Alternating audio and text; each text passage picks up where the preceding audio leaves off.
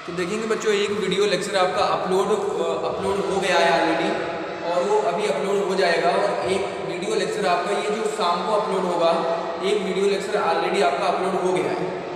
तो आप वो वीडियो लेक्चर जा करके देख सकते हैं, और वहाँ आपको फर्स्ट चैप्टर से रिलेटेड कुछ क्वेश्चन और कॉन्सेप्ट को बताया गया है। उस क्वेश्चन और कॉन्सेप्ट को समझ के 1 या 2 नंबर बहुत ही आसानी से आप ला सकते हैं, और वहाँ से एटलीस्ट कम से कम 2 या 3 क्वेश्चन तो पूछे ही जाएंगे। तो अब हम कुछ क्वेश्चन और करेंगे फर्स्ट चैप्टर से रिलेटेड, फिर इसके बाद सेकंड चैप्टर की ओर मूव करेंगे, और फिर फाइनली लास्ट चैप्टर होगा आपका थर्ड।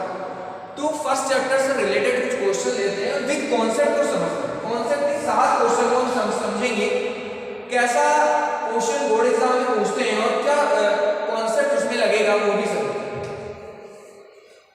जैसे फॉर एग्जांपल अगर टाइप्स ऑफ केमिकल रिएक्शन की बात करें, types of chemical reaction already वैसे इसके वीडियो लेक्चर अपलोडेड हैं, प्लेलिस्ट बनी हुई है, उसमें सारी हर टाइप की केमिकल रिएक्शन के लिए मैंने एक वीडियो लेक्चर बनाया हुआ है। लगभग 10 या 15 मिनट का एक वीडियो लेक्चर होगा, उसमें एक्सप्लेन किया है। बट मैं आपको एक साथ टाइप्स ऑफ केमिकल रिएक्शन के टाइप्स को आज एक साथ पढ़ेंगे, और बहुत ही शॉर्ट वे से पढ़ेंगे, कैसे बहुत ही आसानी से किसी भी केमिकल रिएक्शन के टाइप्स को बता सकते हैं। तो उस टाइप्स को समझते हैं। अगर मैं बात करूं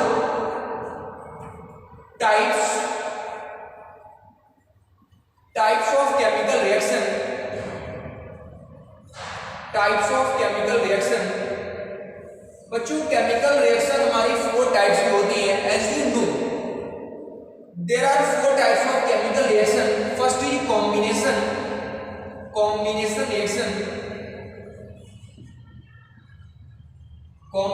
reaction. Second is combination decomposition.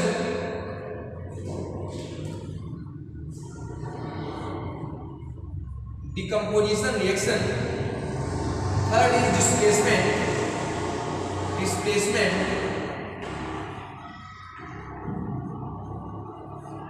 Displacement reaction. And now last fourth one is double displacement reaction.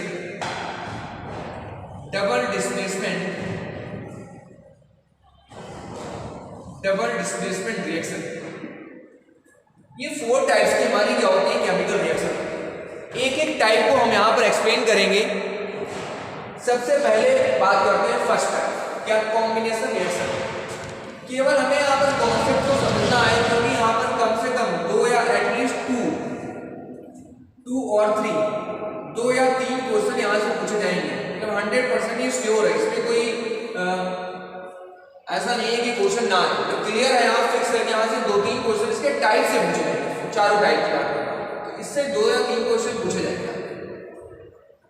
First है कॉम्बिनेशन। तो कॉम्बिनेशन क्या होगा, जैसे फॉर एग्जांपल ए और बी, कोई 2 एलिमेंट्स है और कंबाइन करके एक न्यू सब्सटेंस का फॉर्मेशन करते हैं, तो उसे बोलते हैं कॉम्बिनेशन रिएक्शन।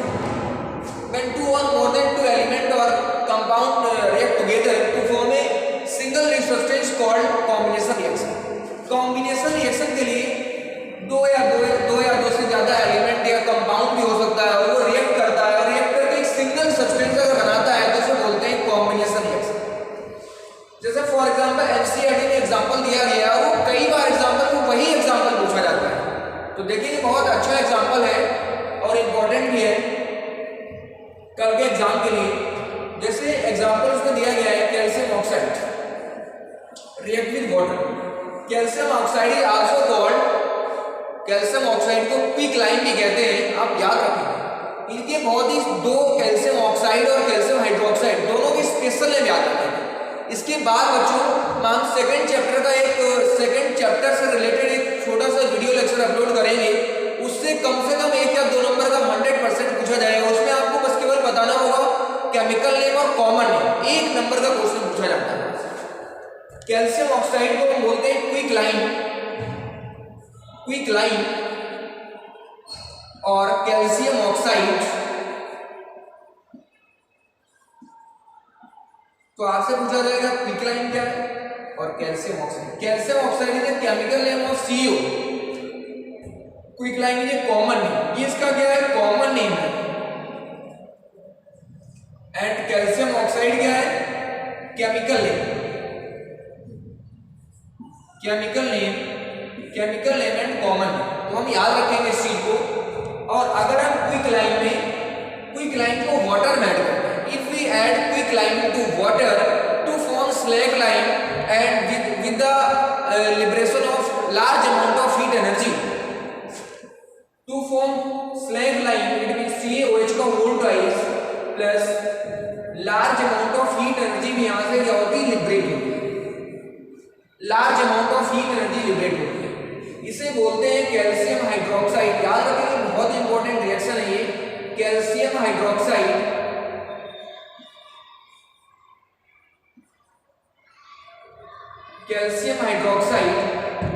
और इसी को हम बोलते हैं स्लैग लाइम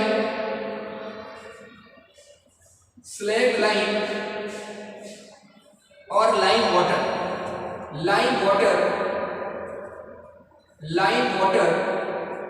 तो आप याद रखेंगे इस चीज, दोनों में क्या डिफरेंस है। CO को क्विक लाइम या कैल्शियम ऑक्साइड, CO का whole twice is also called calcium hydroxide, और स्लैग लाइम और लाइम वाटर। तो ये किस टाइप की रिएक्शन हो जाएगी, कॉम्बिनेशन रिएक्शन। कॉम्बिनेशन रिएक्शन की आइडेंटिफिकेशन प्रॉपर्टी क्या है, उस चीज को समझते हैं। Identification property of combination reaction, only one product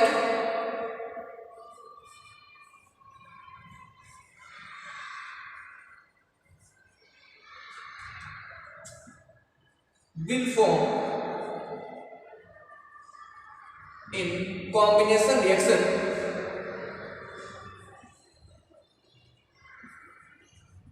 केवल एक ही प्रोडक्ट का फॉर्मेशन होता है, केवल एक ही प्रोडक्ट यानी सिंगल प्रोडक्ट का फॉर्मेशन होता है कॉम्बिनेशन रिएक्शन में।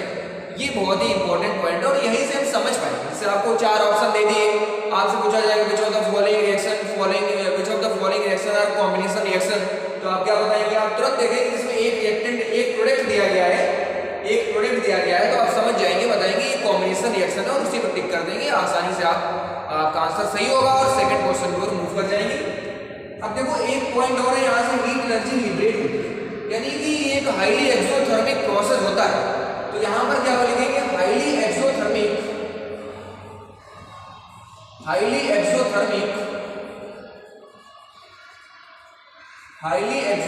प्रोसेस, ये एक हाईली एक्सोथर्मिक प्रोसेस है, ये चीज याद रखिए। एक्सोथर्मिक क्या होता है, जहां से amount of large heat energy release होती है, लिबरेट होती है, उसे एक्सोथर्मिक कहते हैं।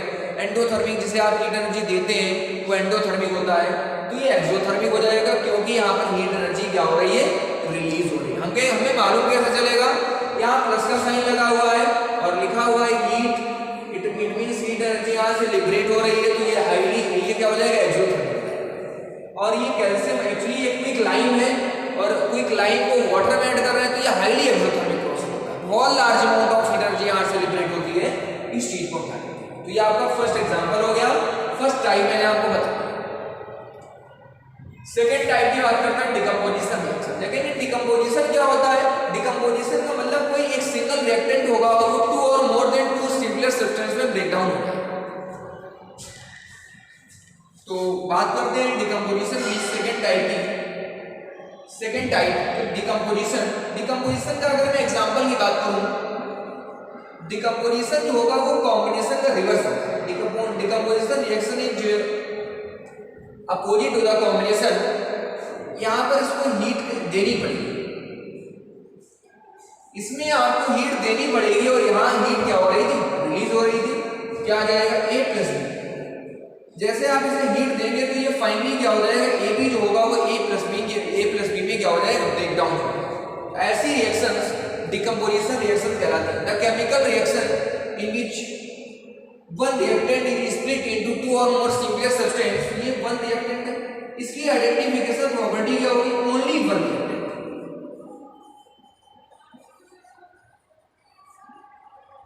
केवल यहां पर एक रिएक्टेंट होगा, तो आप समझ जाएंगे कौन सी रिएक्शन होगी, decomposition.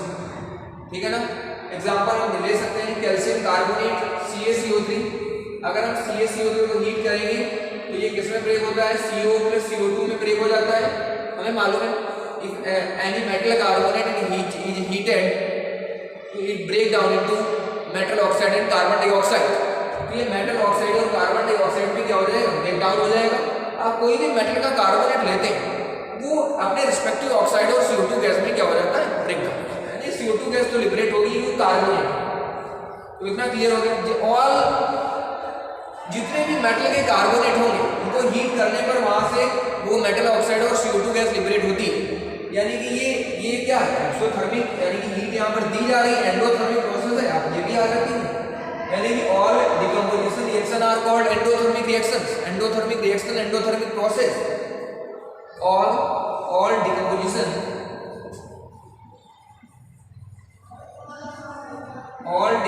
reactions are endothermic reaction।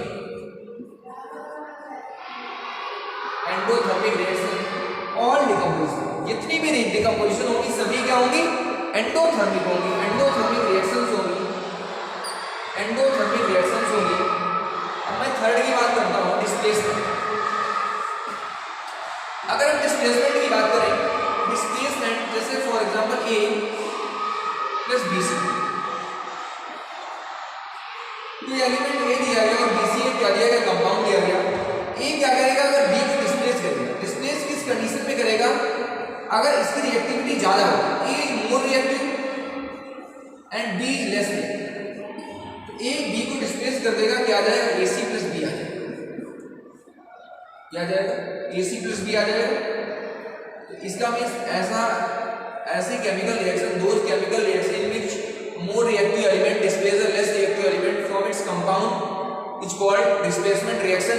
जैसे फॉर एग्जांपल अगर मैं एग्जांपल की बात करूं तो आपको जैसे दिया जाता है Zn plus CuSO4, Zn plus CuSO4, Zn is more reactive.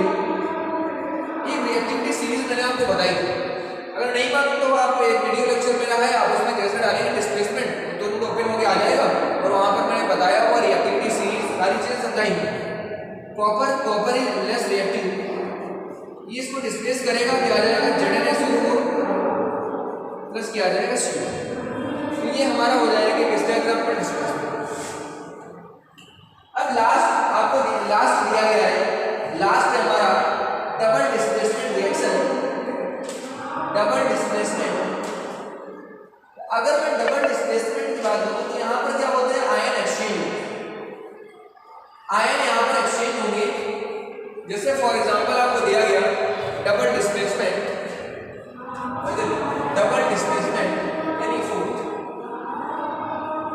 अगर AB प्लस CD दिया गया है, A plus B minus C plus D, अगर कोई कंपाउंड है तो फर्स्ट कैटायन होता है, सेकंड एनायन होता है।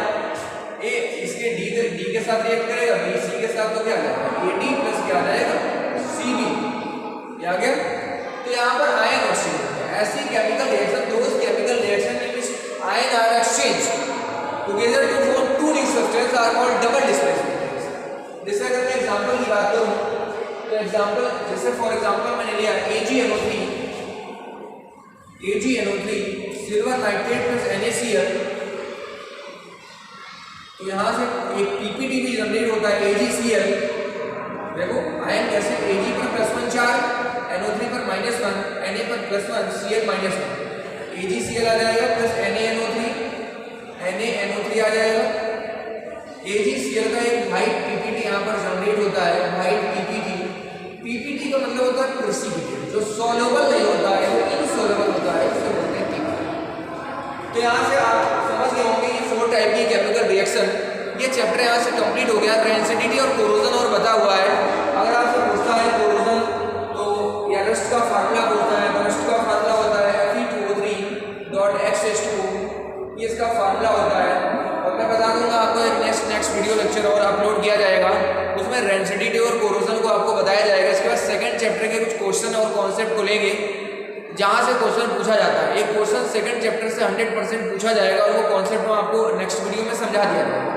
तो आज के लेक्चर में इसमें इतना ही रखते हैं, नेक्स्ट वीडियो में बात करूंगा। और उसको भी आप सारे वीडियो लेक्चर वॉच करें, जिससे कल के एक भी ऐसे क्वेश्चन ना हो जो आप सॉल्व ना कर पाए।